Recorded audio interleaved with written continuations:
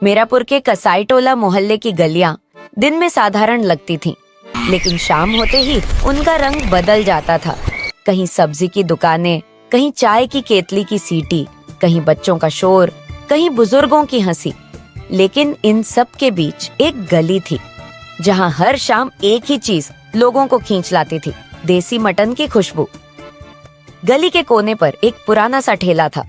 ठेले के पीछे खड़ा होता था एक पतला दुबला आदमी। नाम था उसका फैज मियाँ। चेहरे पर थकान, आंखों में उम्मीद और हाथों में स्वाद। सुबह का समय था। फैज अपने छोटे से कमरे में बैठा था। सामने पुरानी बोरसी पर चाय उबल रही थी।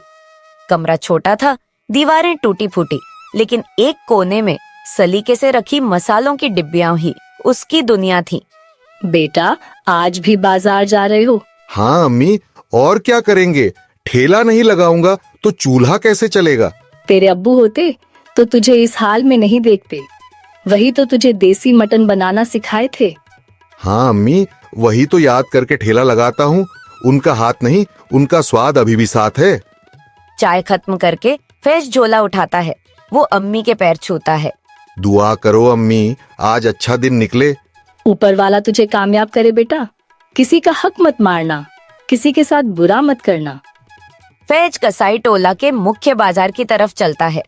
बाजार में शोर है, सब्जी वाले, फल वाले और बीच में कसाई की दुकान। वहीं बैठा होता है गोकुल भाई। बड़े बड़े हाथ, मोटी मूछें और सामने टंगा ताजा मटन। आ गया फैज, आज क्या इरादा है? गोकुल भाई, आज भी आधा किलो देसी मटन दे दीजिए, पैसे शाम को दे दूंगा। हर बार यही बोलता है, उधार उधार। दुकान कोई तुम्हारी भी चल रही है क्या? एक दिन मेरी भी दुकान चलेगी, तब पूरा हिसाब बराबर कर दूंगा। ठीक है, ले जा, लेकिन सुन, अगर आज भी पैसे पूरे नहीं लाया तो कल से मटन नहीं मिलेगा। ठीक है गोकुल भाई, आज लोग खुश होकर खाएंगे, पैसे भी आएंगे।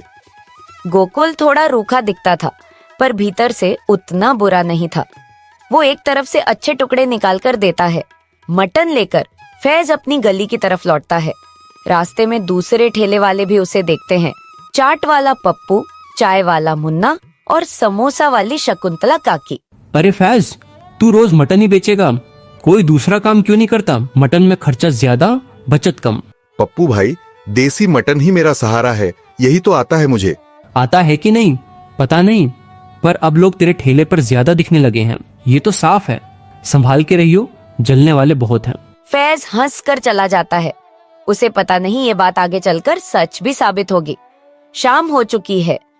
फैज ठेला लगाता है कि हवा भी भूख लगाने लगे। गली में रहने वाली शंता आंटी खिड़की से झांकती है, फिर नीचे उतरकर सीधे ठेले के पास आती है। अरे फैज बेटा, आज तो खुशबू दूर से ही नाक पकड़ के ले आई। जल्दी एक प्लेट देसी मटन बना दे।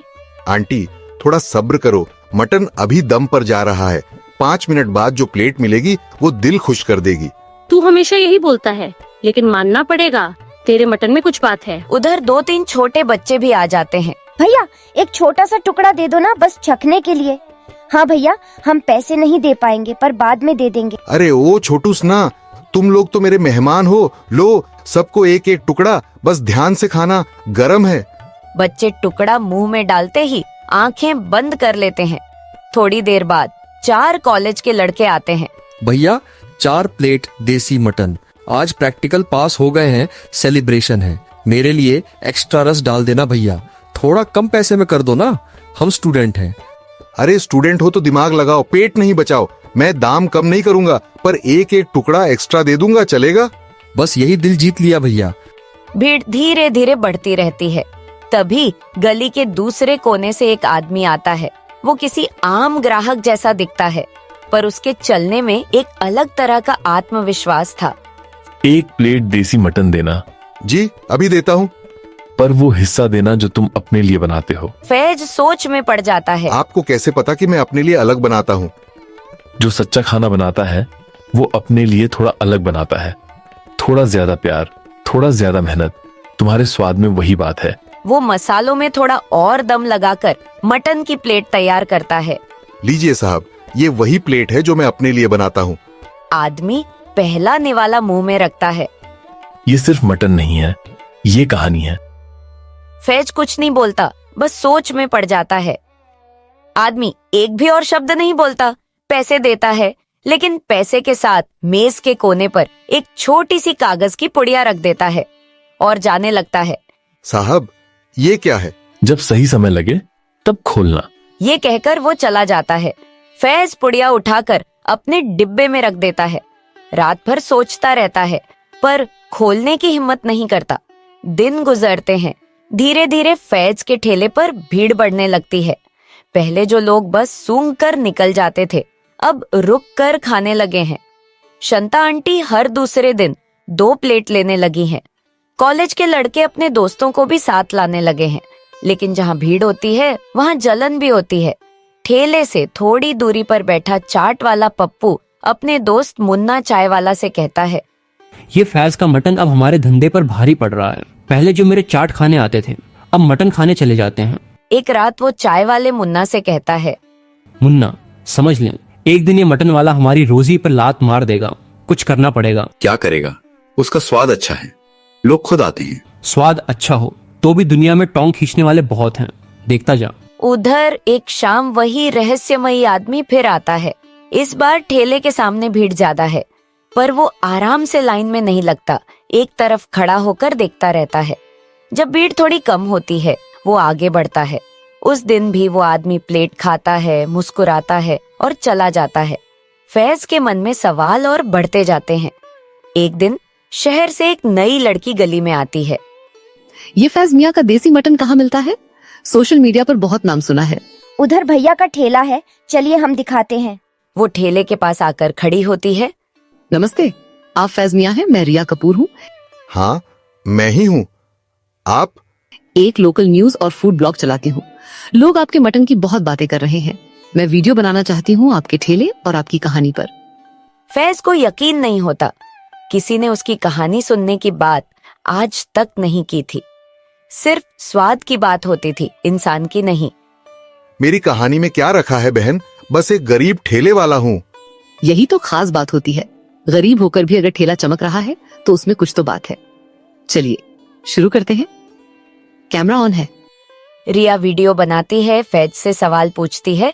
कुछ दिन बाद रिया का वीडियो इंटरनेट पर वायरल हो जाता है। शहर भर में, यहाँ तक कि दूसरे इलाकों में भी लोग फैज मियाँ का देसी मटन का नाम सुनने लगते हैं। भीड़ अब पहले से दुगनी हो गई है। जहाँ पहले 10 लोग आते थे, अब 20 आने लगे हैं। पर जितनी भीड़ बढ़ती है, उतनी ही जलन भी। एक रात पप्पू चाट वाला अपने 2-3 साथियों के साथ बैठकर योजना बना रहा था। अब बहुत हो गया। उसके ठेले की भीड़ देखकर खून जलता है। कल रात उसके मसाले में कुछ गड़बड़ कर देते हैं। कोई पेट खराब हो गया तो उसका नाम खराब होगा। ये ठीक नहीं है पप्पू, खाने में छेड़छाड़ पाप होता है। पाप हो या पुण्य, धंधा बचना चाहिए। अगली रात जब फैज ठेला समेटकर घर चला जाता है, पप्पू चुपके से उसके मसालों वाली डिब्बियों के पास जाता है और एक डिब्बी में कुछ अजीब सा पाउडर डाल देता है। अगले दिन सुबह ठेला लगाने से पहले फैज अपनी अम्मी के कमरे में जाता है। अम्मी, आज लगता है बहुत भीड़ होगी, वीडियो का असर दिख रहा है। बस बेटा, ये भीड़ तेरी नेक नियत के साथ बनी रहे। ठेला लग जाता है। भीड़ आज वाकई बहुत है। थोड़ी देर बाद वही रहस्यमयी आदमी फिर आता है। वो हमेशा की तरह शांत चेहरे से ठेले के पास आकर खड़ा हो जाता है। आज तो बहुत भीड़ है। हाँ साहब, वीडियो का असर है। मैंने तो सोचा भी नहीं था कि लोग इतना प्यार देंगे। आज एक बात बताओ, पहले वो पुड़िया खोलो जो मैंने दी थी। फैज चौंक जाता है। वो अपने बक्से से वो छोटी पुड़िया निकालता है। चिट्ठी पर लिखा होता है, ये मेरी बनाई हुई एक खास नमक मसाला मिक्स है। बहुत हल्का है पर स्वाद बढ़ा देगा, ज्यादा मत डालना। रहस्यमयी आदमी मुस्कुराता है। मैंने पहले दिन ही समझ लिया था कि तुम्हारे मटन में कोई कमी नहीं, बस थोड़ा और निखार चाहिए। लेकिन ध्यान रखना, कभी किसी को अपने मसाले के पास आने मत देना। उधर जैसे ही फैज मसाला निकालता है, उसे अचानक कुछ गड़बड़ी दिखती है। ये क्या? इस डिब्बे से अजीब सी गंध क्यों आ रही है? उसके दूसरे डिब्बे की खुशबू बदली हुई है। रहस्यमयी आदमी डिब्बे को सूंघता है और तुरंत समझ जाता है, किसी ने इसमें कुछ मिलाया है। अगर ये मसाला मटन में जाता तो लोगों का पेट खराब हो सकता था। फैज घबरा जाता है। उसके दिमाग में पप्पू का ताना घूमने लगता है। मतलब कोई मुझे बदनाम करना चाहता था? हाँ, और अगर आज तुमने ध्यान नहीं दिया होता तो पुलिस, मीडिया सब तुम्हारे खिलाफ हो जाते। उसी वक्त एक पुलिस की जीप गली में आती है। इंस्पेक्टर साहब उतरते हैं। कौन है यहाँ मटन वाला? शिकायत आई है कि यहाँ गंदा खाना बेचा जा रहा है। साहब, आप गलत सुने हैं, मेरा खाना बिल्कुल साफ है। हमें चेक करना होगा। तभी रहस्यमयी आदमी आगे बढ़ता है। मैं मुनीर खान हूँ, मुंबई के जायका एम्पायर होटल चेन से, जहाँ 2 बार नेशनल लेवल पर अवार्ड मिल चुका है। आप चाहें तो गूगल कर सकते हैं। इंस्पेक्टर मोबाइल में नाम सर्च करता है। उसे सब सच दिखता है। ठीक है, अगर तुम शेफ हो तो तुम भी चेक कर लो। मुनीर खान डिब्बे सूंघते हैं। इसमें छेड़छाड़ हुई है, लेकिन ये मटन में डाला नहीं गया। खाना साफ है। अगर आप गली वालों से पूछेंगे तो आपको पता चलेगा कि लोग इस मटन को कितना पसंद करते हैं। शांता आंटी तुरंत आगे आती है। इंस्पेक्टर साहब, ये फैज हमारा बेटा जैसा है। सालों से इसका मटन खा रहे हैं, एक बार भी किसी को परेशानी नहीं हुई। झूठी शिकायत होगी। कॉलेज के लड़के भी आगे आते हैं। हाँ साहब, अगर आप खाना चखना चाहें तो हम पैसा देकर आपके लिए प्लेट मंगवा देते हैं। नहीं भाई, नमूना चखने के लिए मुझे इतने लोगों की जरूरत नहीं, लेकिन लगता है यहाँ सच में लोग इस ठेले को मानते हैं। इंस्पेक्टर मुस्कुराते हैं। जाते जाते वो कहते हैं, सावधान रहना। मुनीर और फैज एक दूसरे की तरफ देखते हैं। दोनों को अंदाजा हो गया था कि ये सब किसी की चाल थी। रात को ठेला समेटकर घर जाने के बाद फैज मुनीर के साथ गली के कोने पर बैठता है। अब तो आप बता दीजिए साहब, आप हैं कौन? हर बार आ जाते हैं। मैंने दुनिया भर में खाना चखा है, दिल्ली, दुबई, लखनऊ, पर असली स्वाद मुझे यहाँ मिला है तुम्हारे ठेले पर। मैं तो बस एक गरीब इंसान हूँ साहब। गरीब इंसान नहीं, अमीर स्वाद वाला इंसान हो तुम। कुछ दिन बाद मुनीर ठेले पर एक मोटी फाइल लेकर आता है। उस दिन भी भीड़ रहती है, पर वो एक तरफ बैठकर इंतजार करता है जब तक भीड़ थोड़ी कम न हो जाए। फैज मियाँ, अब बात साफ साफ करते हैं। जैसे आप कहिए साहब। ये कॉन्ट्रैक्ट है। मैं तुम्हारी देसी मटन की रेसिपी खरीदना चाहता हूँ। इसके बदले तुम्हें 25 लाख रुपए मिलेंगे और मुंबई में मेरे होटल में हेड शेफ की नौकरी भी। क्या सोच रहे हो? साहब, मैं आपकी इज्जत करता हूँ, आपके ऑफर की भी इज्जत करता हूँ, पर मैं ये रेसिपी नहीं बेच सकता। क्यों? ये रेसिपी सिर्फ मसालों की नहीं है।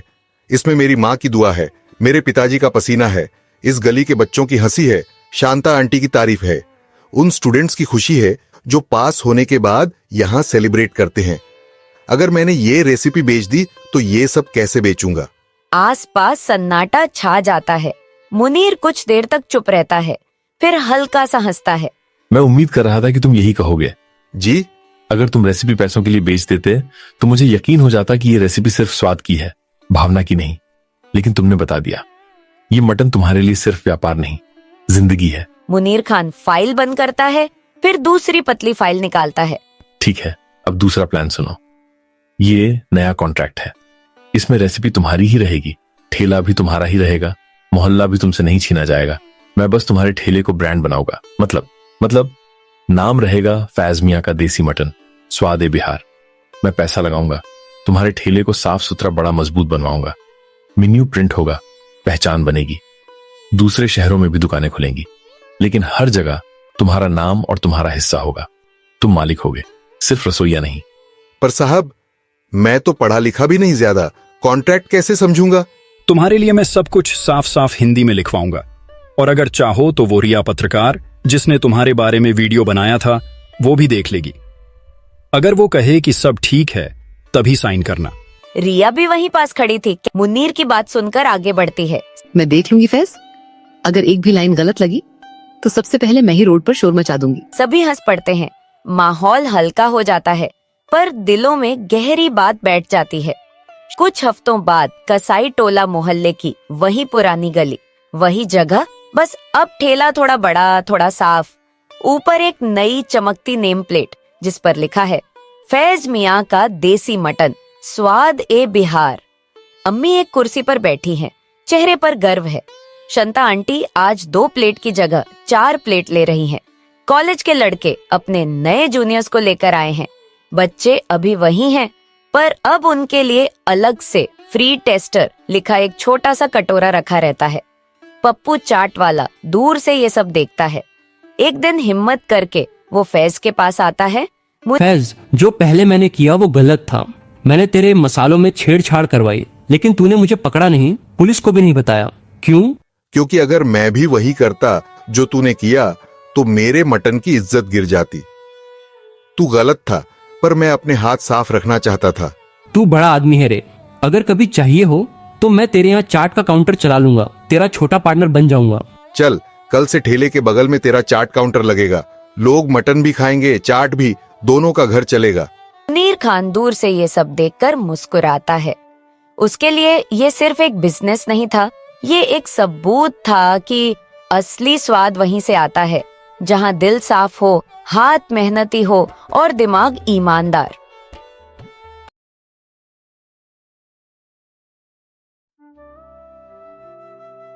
अरे रिया, कहाँ लेकर जा रही है? देख, शाम होने वाली है, अब घर चलते हैं। अगर माँ को पता चला कि हम इतनी दूर आ गए हैं तो आज वो मुझे खाना नहीं देंगी, बहुत डांट पड़ेगी। अरे डरपोक कहीं की, चलते हैं ना बस थोड़ी दूर और। कुछ ही दिनों में तेरी शादी है, फिर तू अपनी ससुराल चली जाएगी। उससे पहले कुछ पल तो अपनी बचपन की सहेली के साथ बिता ले। देख कितने सुंदर फूल हैं यहाँ। मीरा ने रिया की बात मान ली। वो रिया पर आंख मूंद कर भरोसा करती थी। उसे क्या पता था कि जिस सहेली का हाथ पकड़कर वो चल रही है वही उसे नरक के द्वार पर ले जा रही है। जंगल घना होता जा रहा था और आसमान का रंग गहरा लाल हो गया था, मानो आसमान भी मीरा को रोकने की कोशिश कर रहा हो। चलती जा मीरा, आज तेरे साथ वो होगा जिसका अंदाजा तूने सपने में भी नहीं लगाया होगा। चलते चलते वो एक अजीब सी जगह पहुंच गईं। वहां चारों तरफ सन्नाटा था और जमीन पर सिर्फ काले रंग के फूल खिले थे। उन फूलों को देखकर मीरा का दिल जोर से धड़कने लगा। रिया, ये कैसी जगह है? मेरी दादी कहती थी कि काले फूल धरती पर सिर्फ एक ही जगह खिलते हैं जहाँ बुरी शक्तियों का साया होता है। मुझे लगता है हमें वापस जाना चाहिए। वापस? अब तो बहुत देर हो चुकी है मीरा। रिया ने मीरा को घूर कर देखा। उसकी आंखों में अब दोस्ती नहीं, नफरत थी। उसने अपनी कमर से बंधी पोटली निकाली और एक काली राख हवा में उड़ाई। 7 साल, पूरे 7 साल मैंने इंतजार किया है इस पल का। तूने हमेशा मेरी जिंदगी से खुशियां छीनी हैं। अर्जुन सिर्फ मेरा है, आज के बाद तेरा नामो निशान मिट जाएगा। जैसे ही वो राख मीरा पर गिरी, एक पीली रोशनी ने मीरा के शरीर को जकड़ लिया। मीरा कुछ समझ पाती उससे पहले ही उसका शरीर सिकुड़ने लगा और देखते ही देखते वो एक काले फूल में बदल गई। अब तू यहीं सड़ेगी, अब सब कुछ मेरी मर्जी से होगा। अर्जुन, ये गांव सब मेरा है।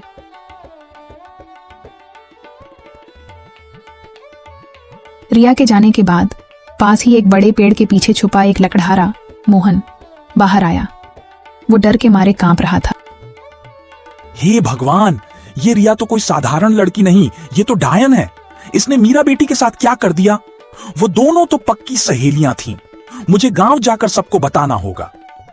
नहीं, अगर मैंने कुछ बोला और रिया को पता चल गया तो? मेरे छोटे छोटे बच्चे हैं, मेरी पत्नी है, वो मुझे नहीं छोड़ेगी। मुझे अपनी जुबान बंद रखनी होगी। अच्छाई के रास्ते पर चलने के लिए परिवार को खतरे में नहीं डाल सकता। डर ने इंसानियत को हरा दिया। लकड़हारा वहां से भाग गया और रिया अपने चेहरे पर झूठा दुख सजाकर गांव की ओर चल दी।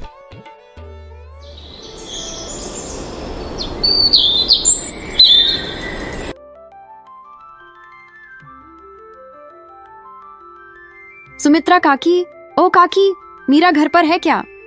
घर के अंदर सुमित्रा काकी मीरा के लिए खीर बना रही थीं। उनकी आंखों में लाड प्यार था। अरे रिया, मीरा तो तेरे साथ ही गई थी ना, तू उसे घर ढूंढने क्यों आई है? हम तो कब से उसके लौटने का इंतजार कर रहे हैं। काकी, वो मेरे साथ ही थी, लेकिन मेरे पेट में बहुत जोर का दर्द उठा तो मैं वापस आ गई। मीरा ने कहा कि वो थोड़े और फूल चुनकर जल्दी आ जाएगी, लेकिन वो अभी तक नहीं आई। क्या तू उसे अकेला छोड़ आई जंगल में शाम के समय? ये बुरी औरतें भी ना मेरी माँ की तरह ही बेवकूफ हैं, जो बोलूंगी मान लेंगी, लेकिन मुझे थोड़ा और नाटक करना पड़ेगा। दादी, मुझसे गलती हो गई, मुझे उसे अकेला नहीं छोड़ना चाहिए था। मेरा दिल घबरा रहा है, कहीं वो किसी मुसीबत में तो नहीं। हाय मेरी बच्ची, वो भूखी प्यासी होगी। चल बुआ, हम उसे ढूंढने चलते हैं। नहीं काकी, आप रुकिए, मैं अर्जुन को बुलाकर लाती हूँ, वो और मैं जाकर ढूंढेंगे। रिया जानबूझकर अर्जुन को इसमें शामिल करना चाहती थी, ताकि वो मीरा के गायब होने का नाटक सबके सामने पक्का कर सके। रिया भागते हुए अर्जुन के घर पहुंची। अर्जुन, जो मीरा से बेइंतहा प्यार करता था, उसे देखते ही चिंता में पड़ गया।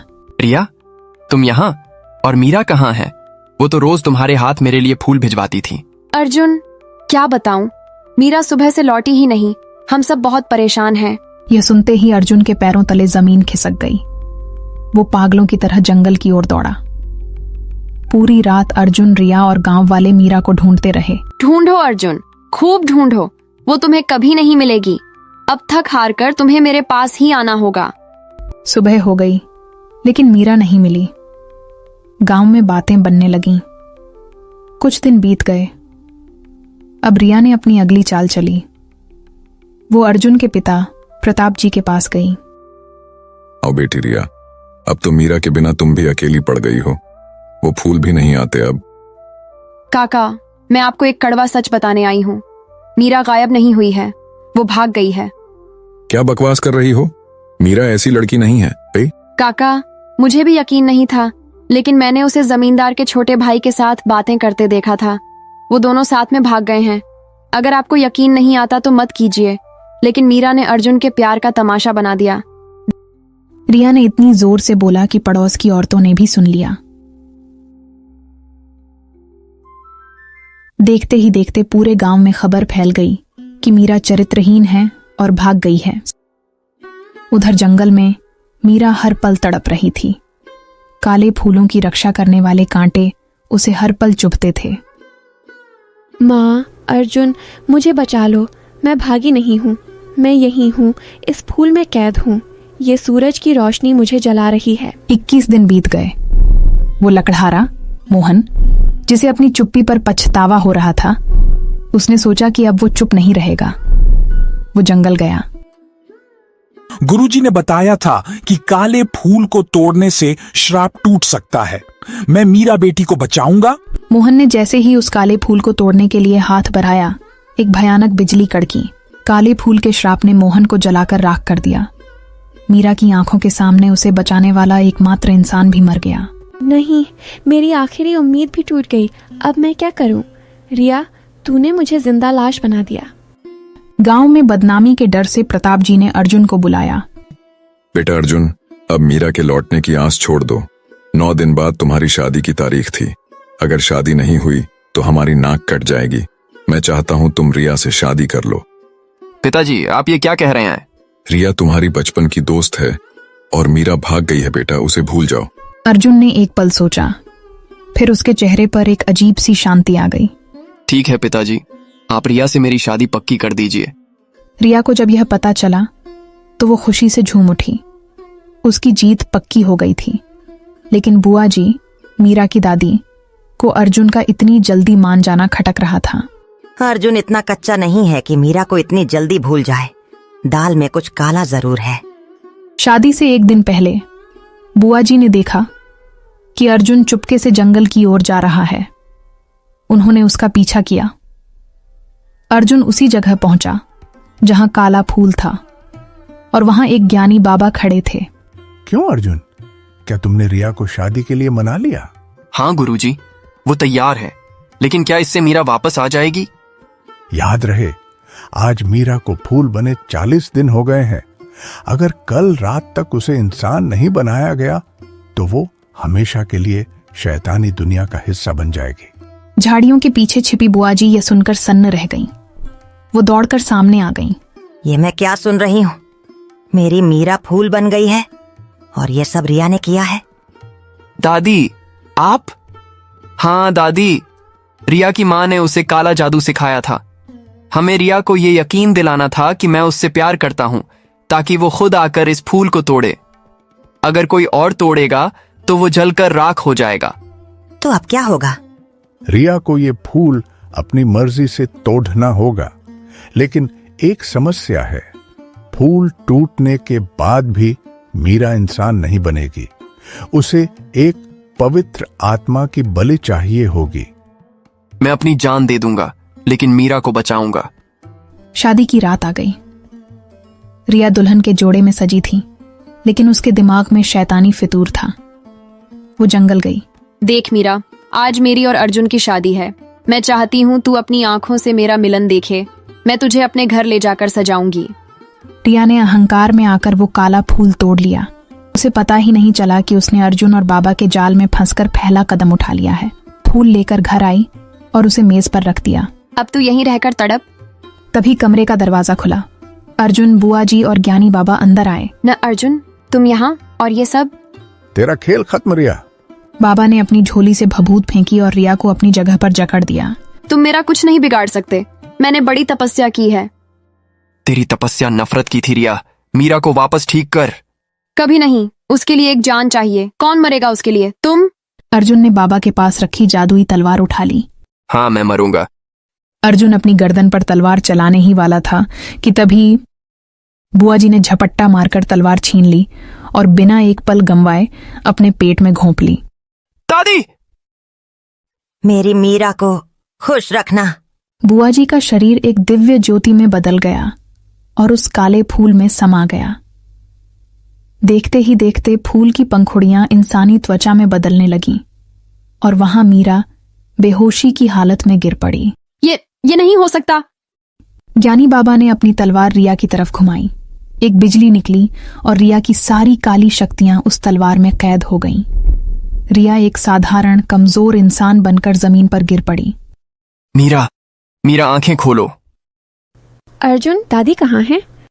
हमारा प्यार जीत गया मीरा, लेकिन दादी ने हमें जीत दिलाकर विदा ले ली।